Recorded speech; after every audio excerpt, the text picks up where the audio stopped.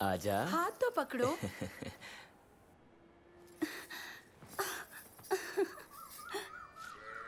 भैया, मेरी पत्नी ने एक बच्चे को जन्म दिया है। बच्चा पैदा हुए 4 दिन बीत चुके हैं। इस प्रसंग का उत्सव नहीं मना सके। इस बात का बुरा मत मानना। आगे नहीं बढ़ना, टांगे तोड़ दूंगा। कहा था पीहर जा रही हूँ, पूर्णिमा को गई और अमावस्या के बाद लौटी है। ये क्या गोलमाल है? इसमें गोलमाल कहाँ से हो गया? बहन को बच्चा हुआ है, पता है ना? मेरी माँ चूंकि बूढ़ी है, इसीलिए उन्होंने मुझे रोक लिया। तो ये गोलमाल हो गया। इसमें छिपी है वो बुराई। बहन थी गर्भवती, लेकिन तू जीजा की बाहों में रातें बिता रही थी। मैं इस बारे में सब जान चुका हूँ।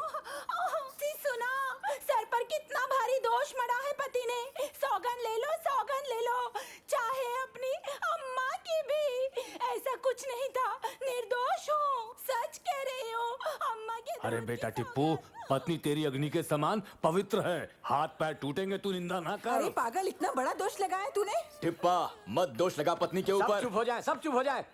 ये तो इसी योग्य है। इसकी ओर से ही ऐसी पहल हुई होगी, ये पता है मुझे। मुझसे बोली पीहर से कल ही लौट आऊंगी, लेकिन लौटी 15 दिनों बाद। 1-2 दिन भी नहीं, 15 दिन बिताए वहाँ आमोद प्रमोद में। कैसे स्वीकार कर सकता हूँ मैं इसे? सोच समझ के बोलो। क्यों इस हरे भरे दाम्पत्य जीवन में कांटे बो रहे हो? चाहो तो राम प्रभु की सभा में चलो। सद्गुण प्रभु इसका कोई ना कोई समाधान अवश्य बताएंगे। ना ही राम और ना ही उसके न्याय का भरोसा है। जो स्वयं दोषी है उससे कैसी अपेक्षा? निंदा करेगा तो मर जाएगा। भस्म तू अभी के अभी यहीं पर हो क्यों जाएगा। ऐसे क्यों भस्म हो जाऊंगा? धरती पर महान केवल वही है क्या? साधारण व्यक्ति है जिसकी पत्नी पूरे 1 वर्ष पर पुरुष के यहाँ व्यतीत करके लौटी है। इस पर भी राम ने प्रसन्नता पूर्वक अपना लिया उसे। क्षमा योग्य भी नहीं है, तू मेरा पुत्र नहीं। भला ऐसे क्यों मार रहे हो मुझे? तुम सटिया गए हो। सच कहा है मैंने, झूठ नहीं। क्या राम ने उस सीता को नहीं अपनाया जो पर पुरुष क्या 1 वर्ष सही और फिर लौट के उसके पास आ गई? क्या उत्तर है? क्या उत्तर है इस बात का? क्या पति पत्नी बनकर जीवन नहीं बिता रहे? बोलिए, बोलिए ना। आज पति पत्नी बनकर रह रहे हैं ना। एक पर पुरुष के यहाँ पूरा वर्ष बिताकर लौटी है उसकी पत्नी, और उसे अपना भी लिया उस निर्लज राम ने। किंतु मैं ऐसा नहीं करूंगा। मैं नहीं अपनाऊंगा अपनी भार्या को।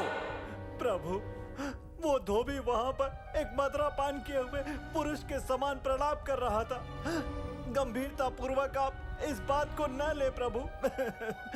मैंने जो सुना और देखा वही बताया। चूंकि जोर देकर पूछा जो था आपने प्रभु।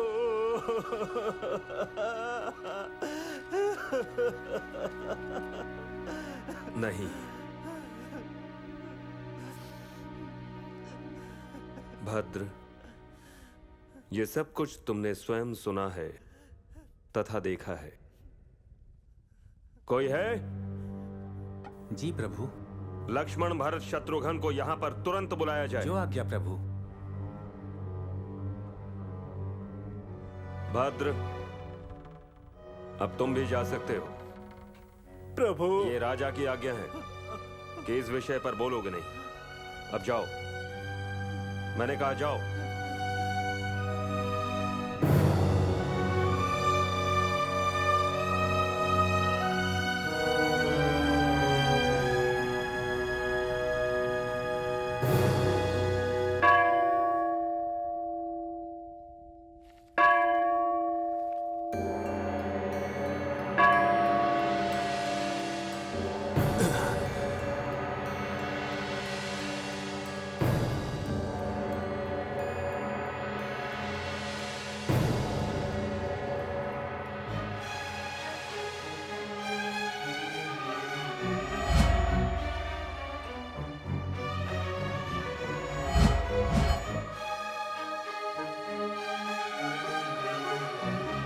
सीता, सीता,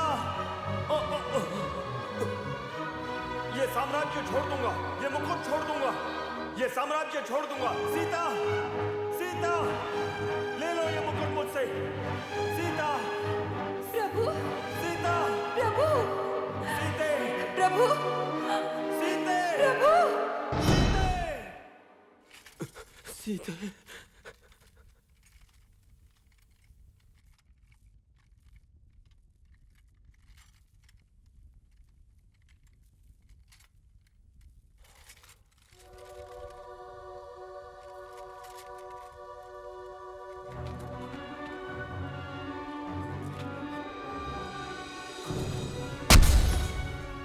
छोड़ दूंगा।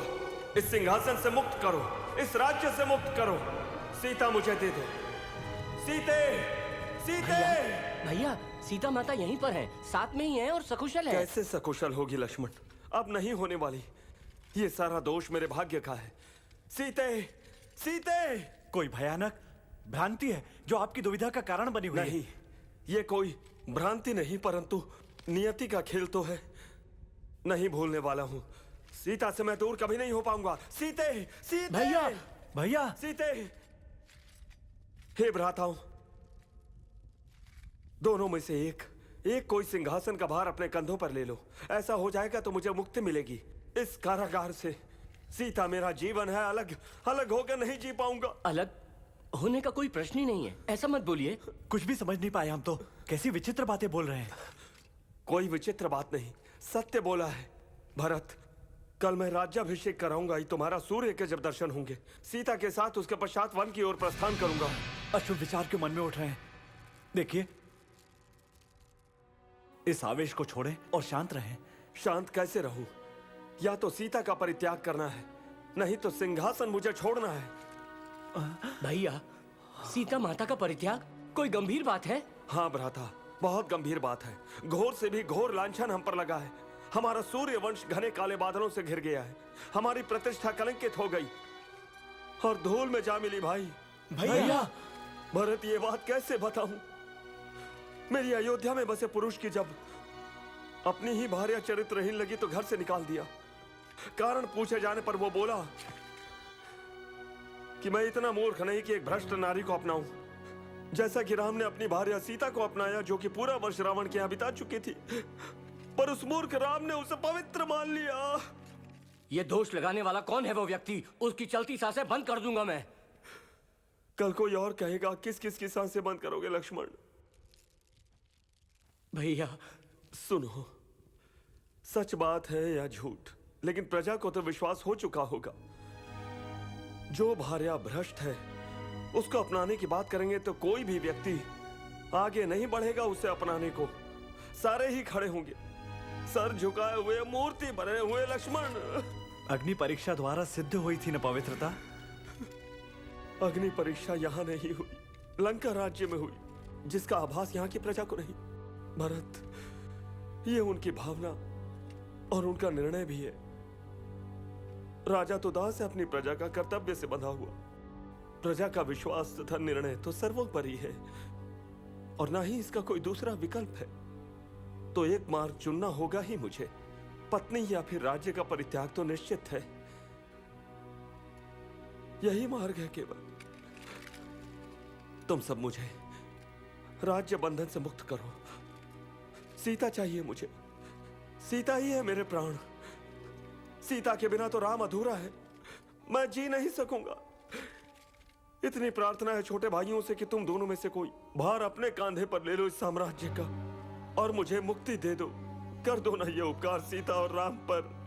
यदि सीता राम बिछड़ गए तो पाप के भागी बनोगे। मुझे मुक्त करके वन में जाने दो भाई। भैया, हम में से कोई इस योग्य नहीं कि धारण कर सके ये मुकुट। नहीं, ये उचित है। ये सामर्थ्य हम में तो नहीं। यदि जो आपका आदेश हो कि अग्नि में कूद जाओ तो कूद जाएंगे। सच में तो आपके अनुयायी हैं हम। आगे नहीं, हम पीछे चलेंगे।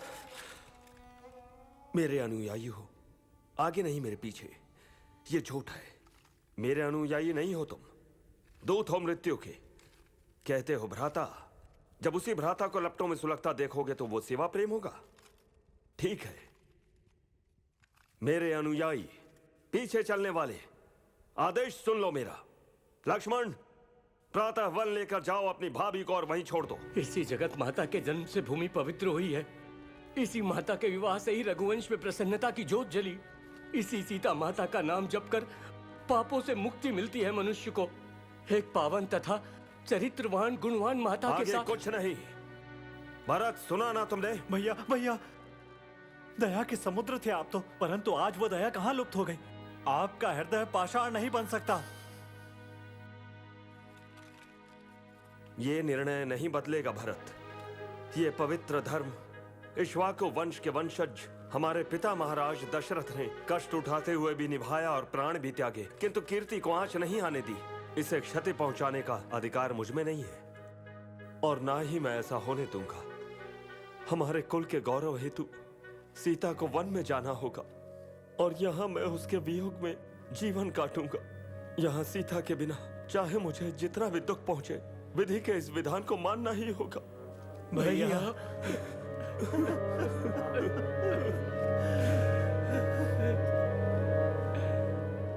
लक्ष्मण, लंका में सीता ने जब अग्नि परीक्षा दी थी तब तुम्हें वो मान्य था, किंतु अब इस राम के इस निर्णय का विरोध क्यों कर रहे हो मेरे भाई? ये मेरा आदेश है कि सीता को तुम वाल्मीकि आश्रम